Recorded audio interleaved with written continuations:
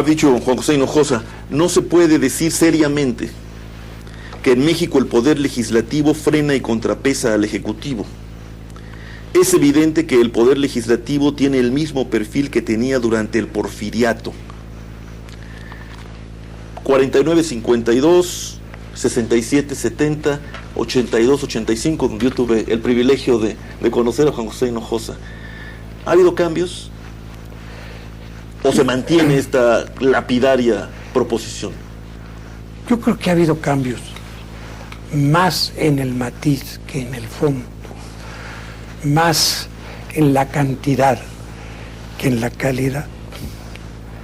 Es evidente que de aquella época de 4 diputados del PAN frente a 141 del PRI, de un total de 145, pues nuestra intervención en la tribuna era simbólica.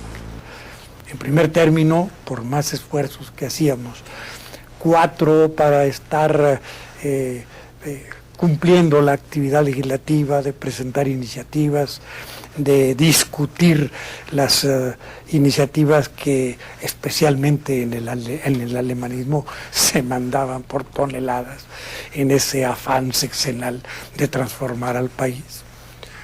Sin embargo, había algo que daba calidad. Éramos nada más 4 diputados. Lógicamente nuestras intervenciones eran más frecuentes.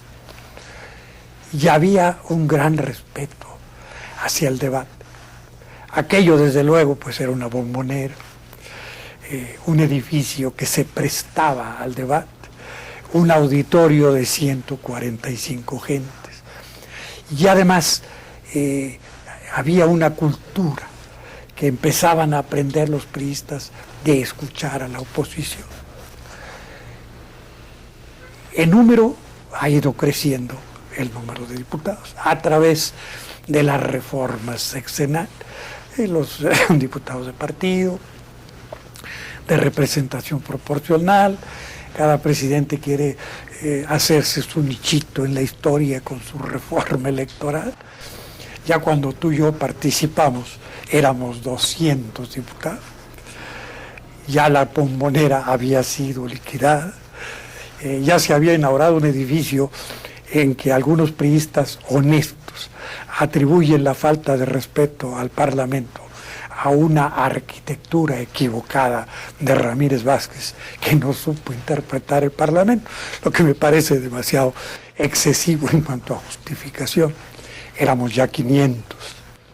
Sin embargo, todavía en nuestra época sí había respeto al debate.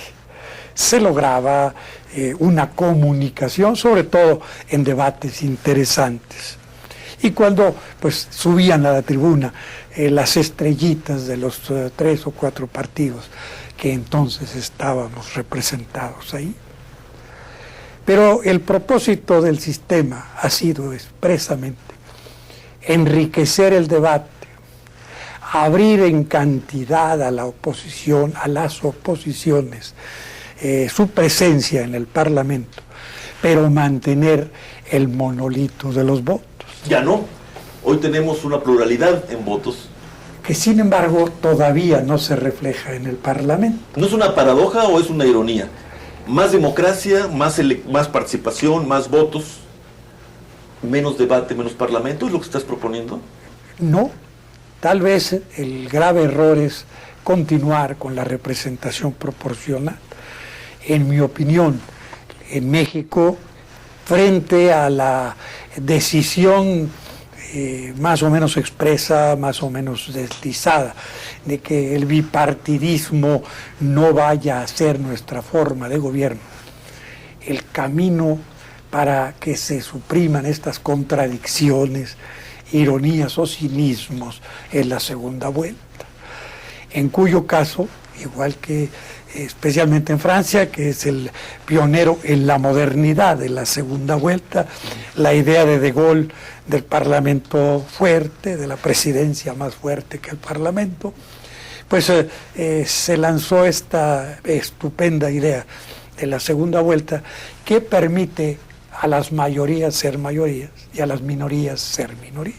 no bloquearíamos el encauzamiento político de una pluralidad que está en la calle, está ante nosotros, de una diversidad real de la sociedad mexicana. No, yo pienso, Rolando, que la fortaleceríamos, porque la pluralidad de ninguna manera aniquila la mayoría y la minoría. Lo único que hace es atemperar la pasión del debate y promover a través del diálogo el máximo consenso, y al mismo tiempo promueve el disenso en lo esencial. Un dato biográfico más, no quisiera abusar, pero me parece que es muy importante para evaluar lo que estamos diciendo hoy. Juan José Hinojosa vivió como diputado un momento casi culminante, diría yo, de la intolerancia política. 68-70, años terriblemente duros para grupos minoritarios de la sociedad, se puede decir, pero que se transmitían al resto de la comunidad nacional. ¿Cómo vivió Juan José Hinojosa esos años de intolerancia, siendo el portador de lo que podríamos llamar la tolerancia política en proceso en México, diputado de la oposición? El debate en el 68, o en el debate del 68, yo no participé. Se tomó el acuerdo entre los diputados del PAN que la participación en el debate se hiciera a través de los universitarios.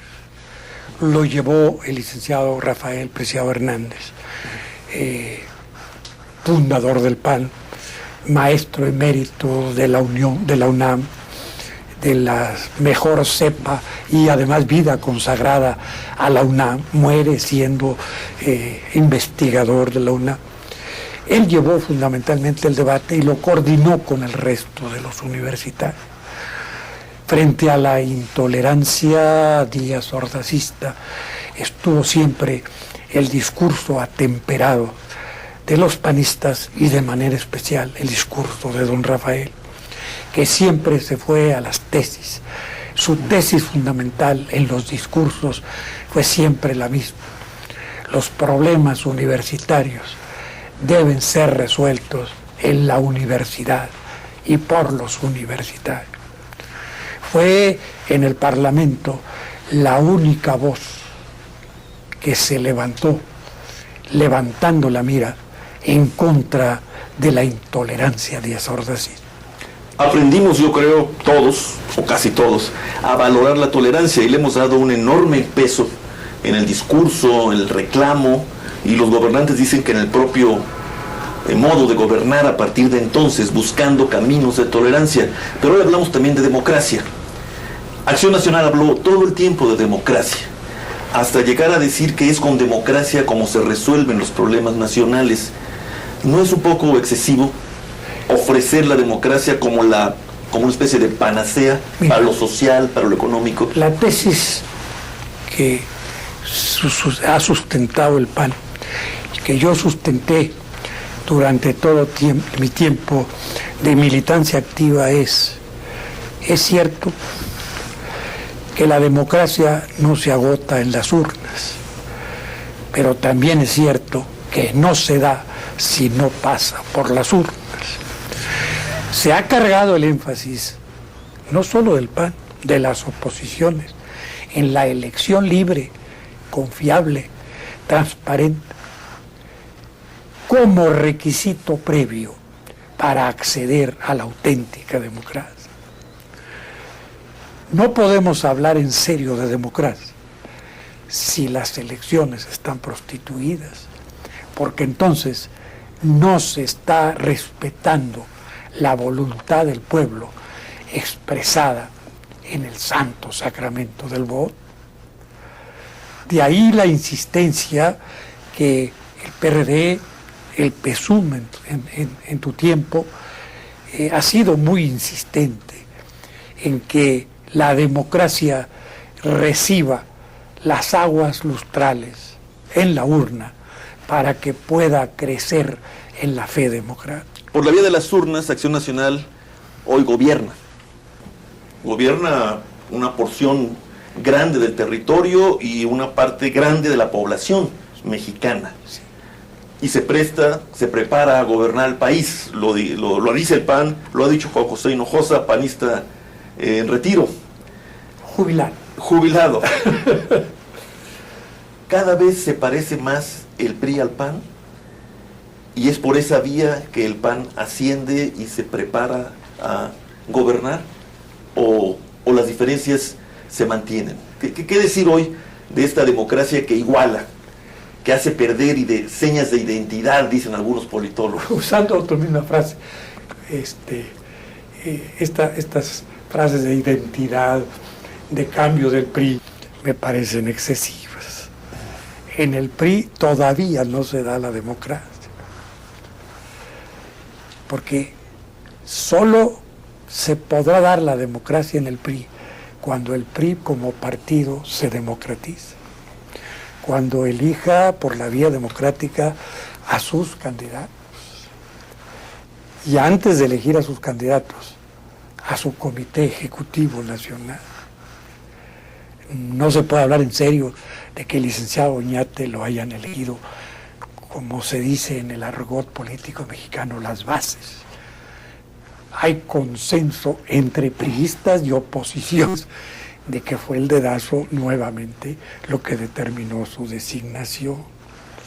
Entonces, no puede haber identidad entre lo que todavía en una de las partes o de los puntos de referencia de la identidad se practica la antidemocracia. Hablaremos de democracia en México y cuando el requisito previo de la democratización interna del PRI se dé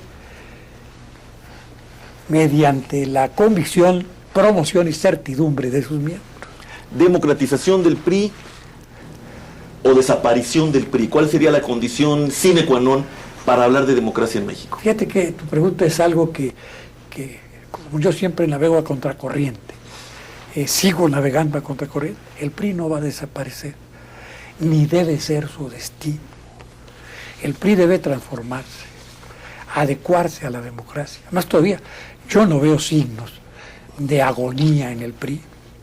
Me parece que son muy optimistas los que dicen el PRI va a desaparecer.